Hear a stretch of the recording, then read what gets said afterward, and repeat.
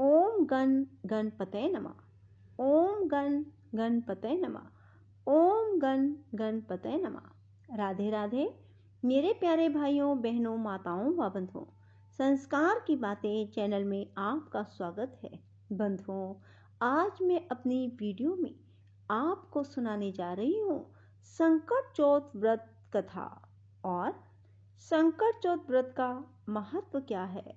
संकट चौथ व्रत के दिन चंद्र उदय का समय क्या रहेगा। बंधुओं, यदि आपने YouTube चैनल संस्कार की बातें अब तक सब्सक्राइब नहीं किया तो जरूर करें और बेल आइकन दबाना ना भूलें, ताकि आपको हमारी आने वाली सभी वीडियोस की जानकारी सबसे पहले हो सके।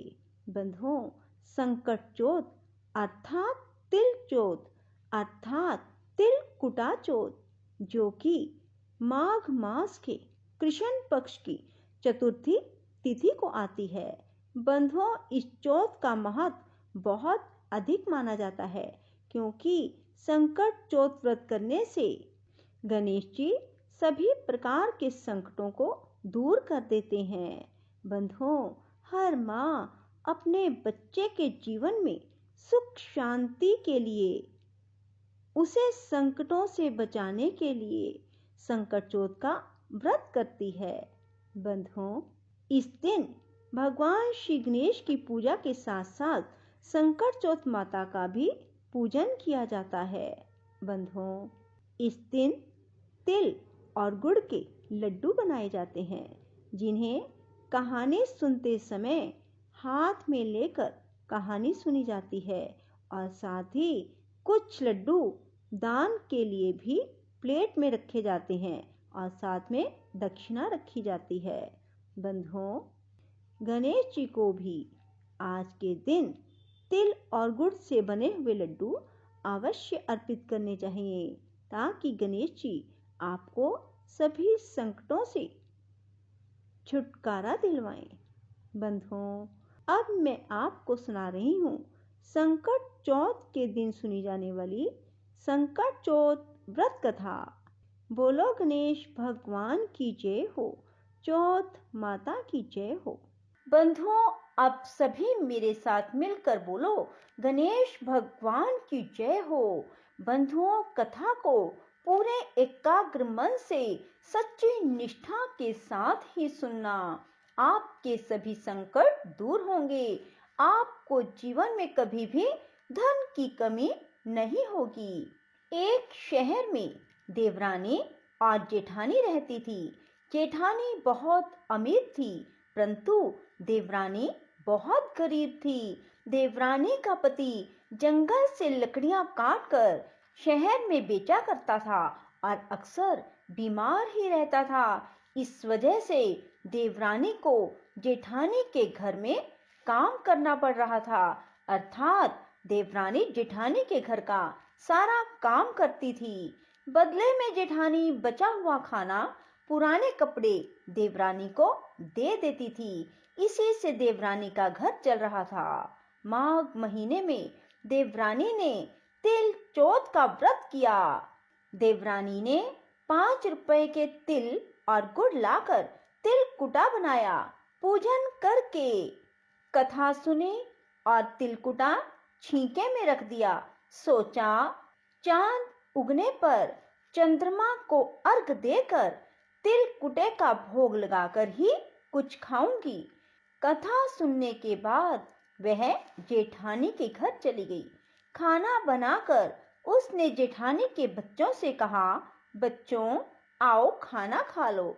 बच्चे बोले, जब माँ खाएगी हम तभी खाएंगे। फिर उसने अपने जेठ जी से कहा, जेठ जी आप खाना खा लीजिए। जेठ बोला, मैं अकेला नहीं खाऊंगा, जब सभी खाएंगे मैं भी तभी खाऊंगा।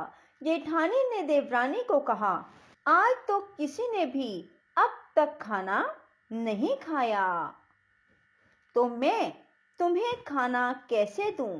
तुम सुबह बचा हुआ खाना ले जाना। देवरानी के घर पर पति बच्चे सभी आस लगाए बैठे थे कि माँ आएगी तो पकवान मिलेंगे। क्योंकि आज तो त्योहार है।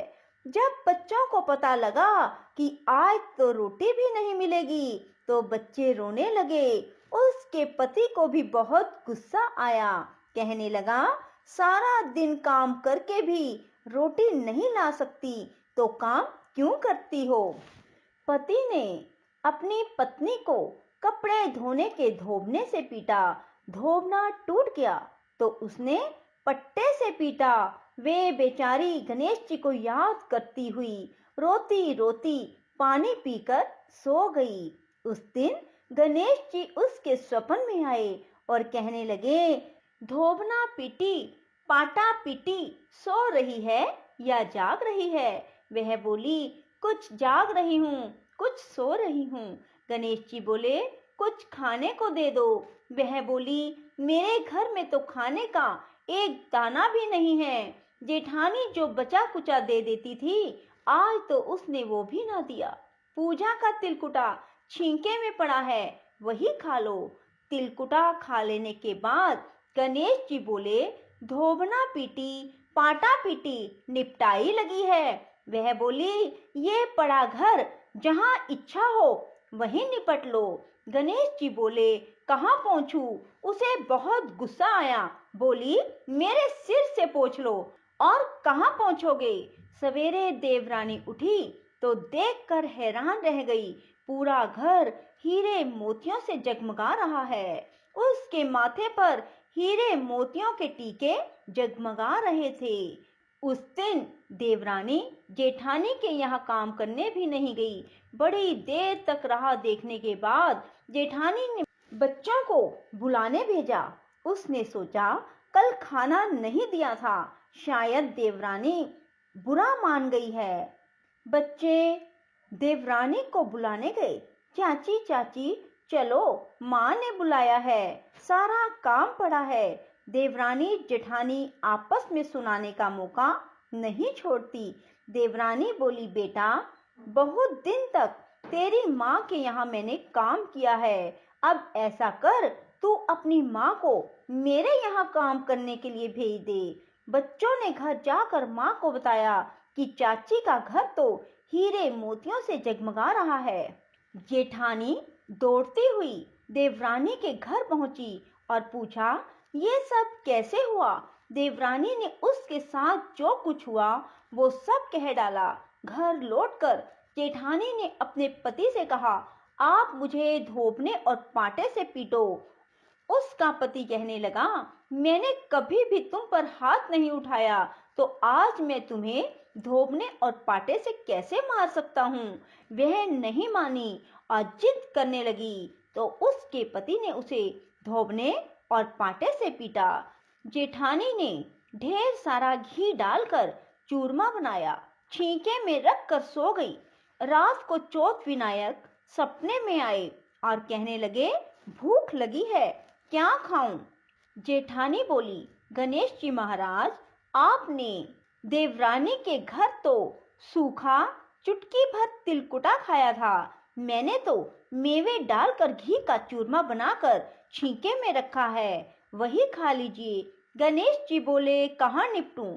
जेठानी बोली, उसके यहाँ तो टूटी फूटी झोपड़ी थी, मेरे यहाँ तो महल है, जहाँ मर्जी निपट लो। गणेश जी ने पूछा, कहाँ पहुँचूं? जेठानी बोली, उसका तो गंदा माथा है, मैंने तो तेल लगाया है, मेरे माथे से पोंछ लो। धन की लोभी जेठानी सवेरे जल्दी उठी। सोचा, घर हीरे मोतियों से भरा होगा, पर देखा सारे घर में गंदगी फैली थी। खूब बदबू आ रही थी। उसके सिर पर गंदगी लगी थी। हे गणेश जी महाराज, ये आपने क्या किया? मुझसे रूठे और देवरानी पर टूटे।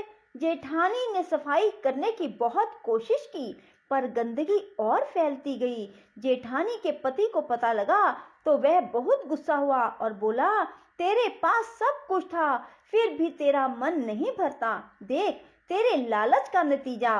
परेशान होकर जेठानी गणेश जी से विनती करने लगी, मुआफी मांगने लगी। गणेश जी ने कहा, देवरानी से जलने के कारण और धन के लोभ से तूने जो किया, यह उसी का नतीजा है। इस प्रकार जेठानी को सबक सिखाते हुए गणेश जी ने अपनी माया समेट ली। देवरानी पर गणेश जी महाराज, जैसी आपने कृपा की सब किसी पर करना। कहानी कहने वाले, सुनने वाले और हुंकारा भरने वाले सब पर कृपा करना। पर हे गणेश जी महाराज, जैसा आपने जेठानी के साथ किया वैसा किसी के साथ ना करना। बोलो चौथ विनायक की जय हो, गणेश जी महाराज की जय हो। राधे राधे, जय श्री कृष्णा। बंधुओं, यदि आपको हमारी वीडियो पसंद आए तो इसे लाइक करें और शेयर भी जरूर करें। धन्यवाद।